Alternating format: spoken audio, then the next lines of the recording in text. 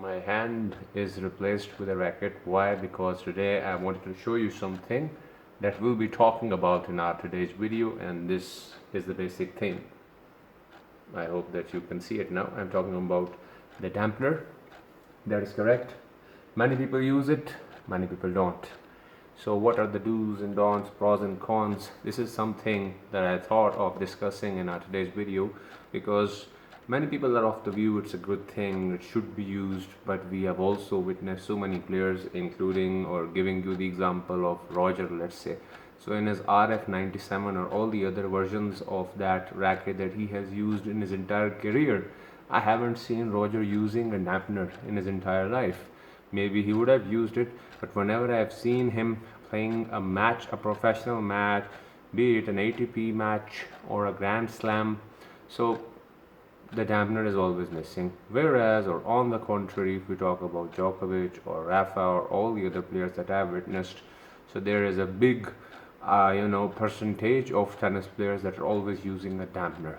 So that is why we have a divide, and the followers, or let's say the advocates of using a dampener, are also in much abundance, and they give their point of view, and it's the same thing, which is why I have placed it in my own racket also.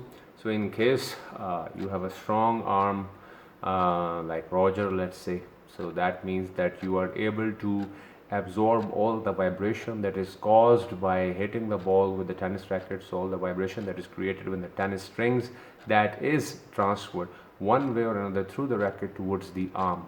So somehow it results into tennis elbow, although there are many other reasons of tennis elbow also, but this is one of the things which cause tennis elbow. So if the arm is weak, if you don't do that much of the exercise, and in case you don't have a dampener, it can be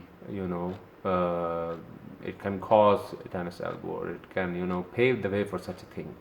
On the contrary, if you are using a dampener, so what this thing is going to do is that it simply reduces the impact or the extent or the frequency of that vibration that is transferred to your arm.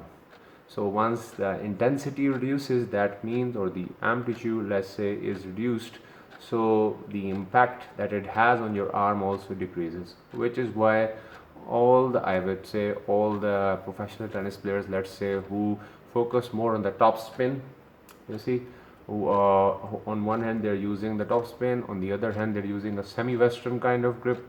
So these are the players who always have this dampener. So certainly you can simply pick one of these two options, whether you want to go for it or not, but they have their pros and cons. In case of me, I've already seen that I have it in my racket, and I see the difference when I have a dampener and when I play without a dampener. There's a difference that I can feel, and I always like, and I feel comfortable when I have the dampener in my racket. You can always use it. There are so many varieties, small ones, bigger ones, so you can give it a try your own experience. If you like it, you can of course fix it up, you can use it. If you do not feel comfortable, of course remove it. So it's entirely up to you. And in case you have a better opinion, let's say you have some more important points to share, you can of course mention them in the comment. I would love to give it a read and learn from everything that you have to offer also. So maybe many of our viewers may have some important points that they would like to share. You have the comment bar, discuss everything. For the rest of the viewers, we all are going to learn from you. Thank you very much.